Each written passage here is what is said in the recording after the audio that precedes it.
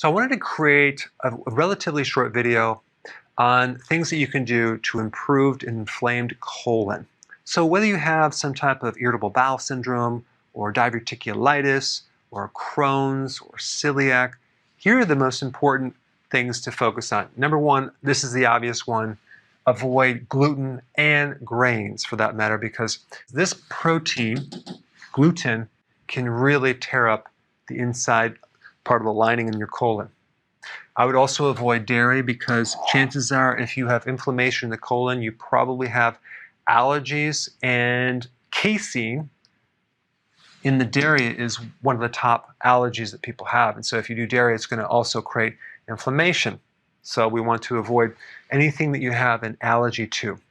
Number three, limit the amount of vegetables.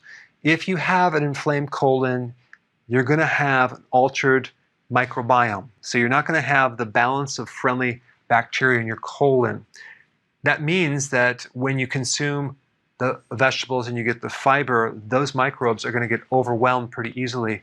And that is going to create a lot of bloating. So you definitely need to adjust your vegetables way down to the point where you have no more irritation in your colon. Normally, if you have a healthy colon with all the microbes, you can handle a lot of vegetable. And in many situations, I may even recommend to do carnivore for a while if you can digest protein. If you can't, you're going to have to build up your stomach acid to break down that protein. But there are a lot of people, especially if you have an autoimmune disease that's related to the colon, they do very well in carnivore, at least for a couple of months, so you can heal the body and then gradually add some more vegetables into the diet. And it's very, very important to avoid vegetable oils, which really, vegetable oils are not even vegetable oils, they're grain oils or seed oils. So avoid those like the plague because they're high in omega-6 and they're very inflammatory. Okay, soy oil, corn oil, cottonseed oil, canola oil, safflower oil, low quality olive oil could be a problem. All very damaging for an inflamed colon. And of course, the obvious, don't consume alcohol or smoke. Believe it or not, smoking really depletes you of certain nutrients, vitamin C especially. And so when you don't have that antioxidant in your body, you get more inflammation. Number five, chlorophyll. Chlorophyll is like the blood of the plant. If you're not consuming the vegetables to get the chlorophyll, which is the green from the plant, then do a concentrated chlorophyll. You have wheatgrass powder, which has some chlorophyll in it, but it has the fiber in there, which actually could irritate the colon. But if you were to do a wheatgrass juice powder, that is the chlorophyll in the wheatgrass without the fiber, that will work great because the chlorophyll is very, very healing to the inside of the colon.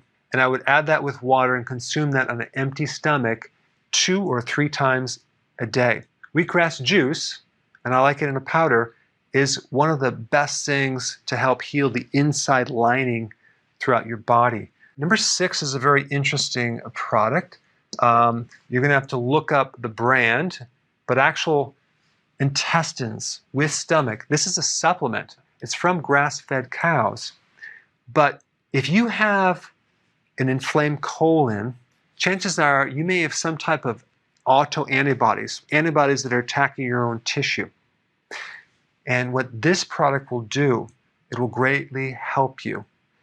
When you consume it in a capsule form, when it hits the stomach, the antibodies will go after that as a decoy and leave your intestines alone.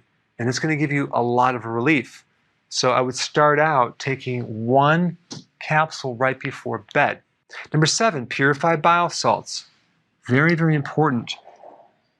Your liver makes primary bile salts and your microbes make secondary bile salts. So if there's some type of inflammation in your colon, you're going to also have a problem recycling bile salts.